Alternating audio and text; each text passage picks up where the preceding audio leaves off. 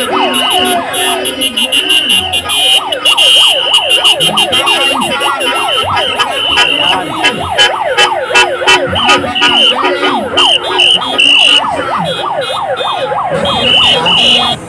linggo, kinakasuhan siya dahil naninindigan siya para sa ating mga kababayan na inaapi nitong bangag na administrasyon, pinamunuan ng mastermind ng korupsyon na si Bangag Marcos according to Saldico. Yun.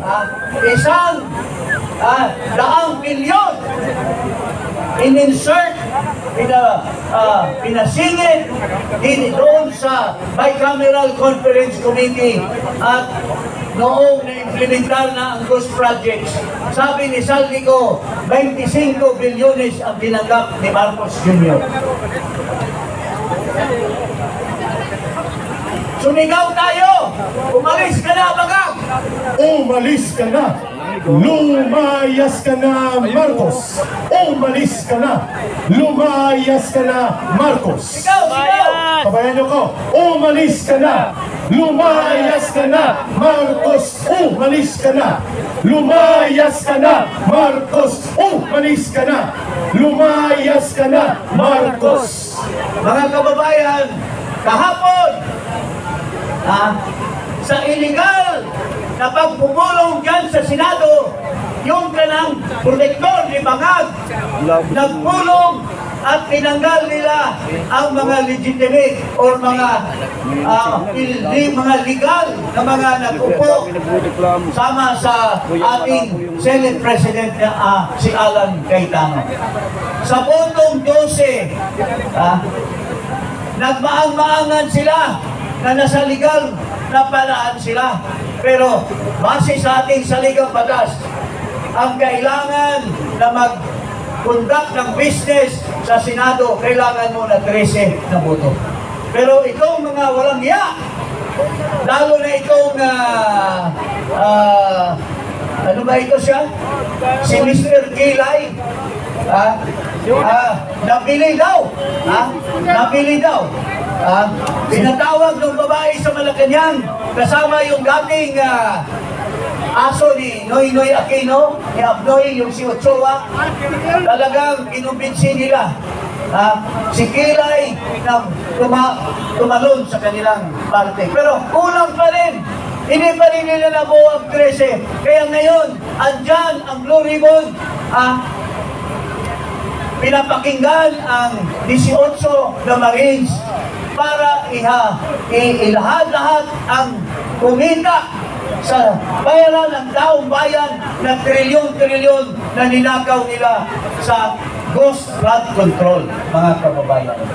Kaya ako'y nagagalak, natutuwa na nagkaisa tayo at ang alam ko, dadami pa ang ating hanay para protektahan natin ang Senado na ang mga legitimate na mga officials tulad ni SP Cayetano, ni Senator Loren Regarda, ni Pia Cayetano, si Marcoleta, ay magpatuloy sila sa kanilang trabaho bilang mga senador.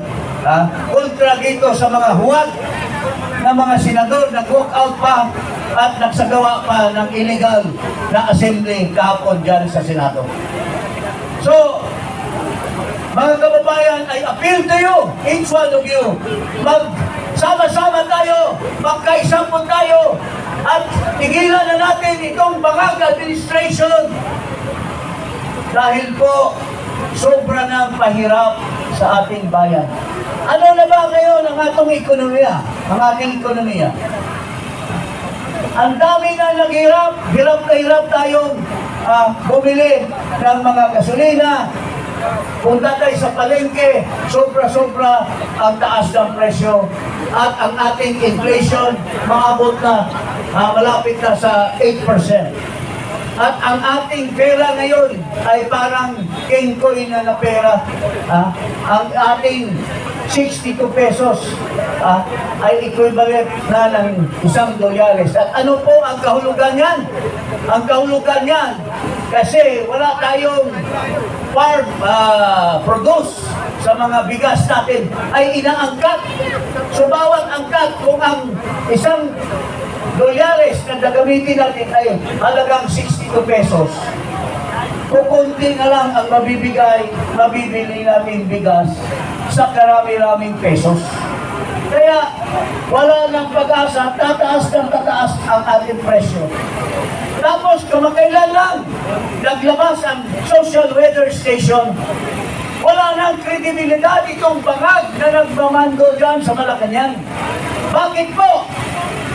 Kasi ang taong bayan, sabi na, negative 15% ka na, bangag man. Yes, pinakamababa sa isang presidente.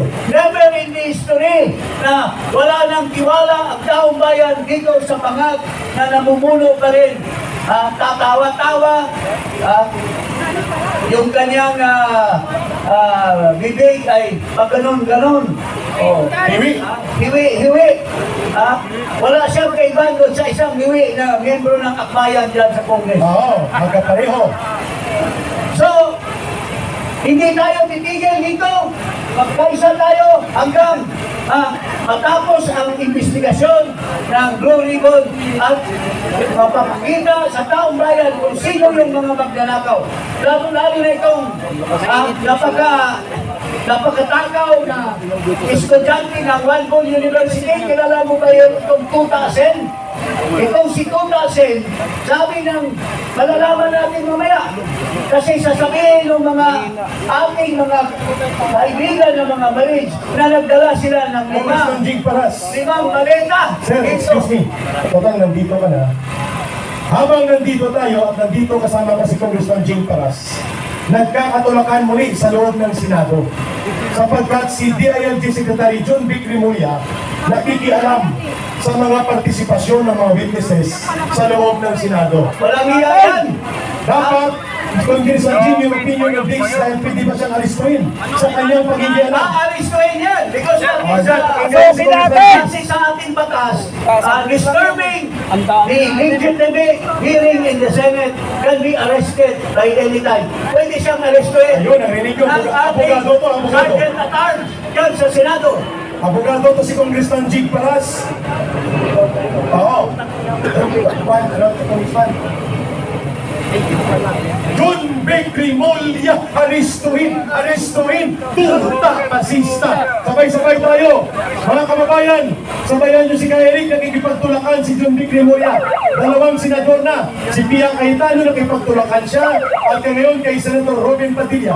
Sabayan nyo si Eric, brother. Oliver, unamig ko muna kay Congressman Jing. Marami ko nakikialam, no? Dapat pasukin talaga, pasukin yun dyan eh. Ang inang yun eh. Okay, John Vic Rimulya, aristuin, tuta, pasista. John Vic Rimulya, aristuin, tuta, pasista. Ibabalik ko kay Congressman Jing Paras para sa kanyang pagpapaliwanag.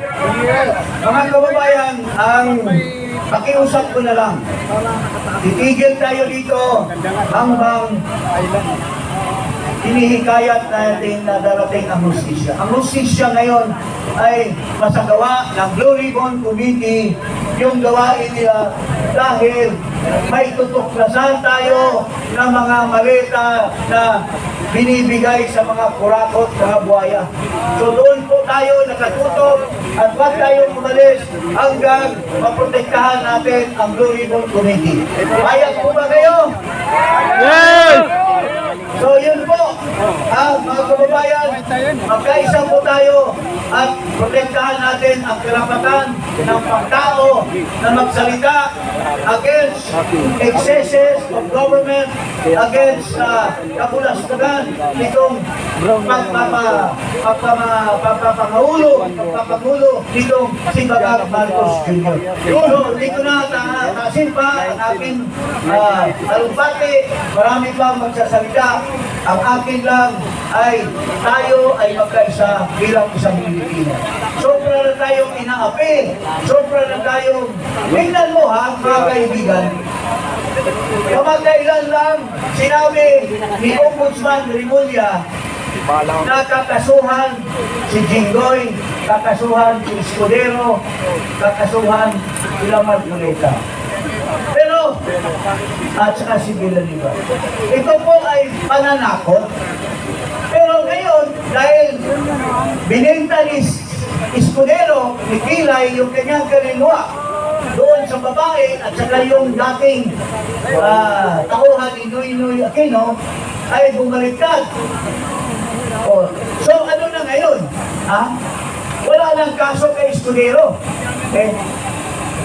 So ibig sabihin, walang hustisya. Binibili lang ang kaso kung ikaw ay papasok sa kanilang sarili na desisyon, wala kang kaso at sasama ka sa kanila sa impyerno. Ayun lang mga kababayan.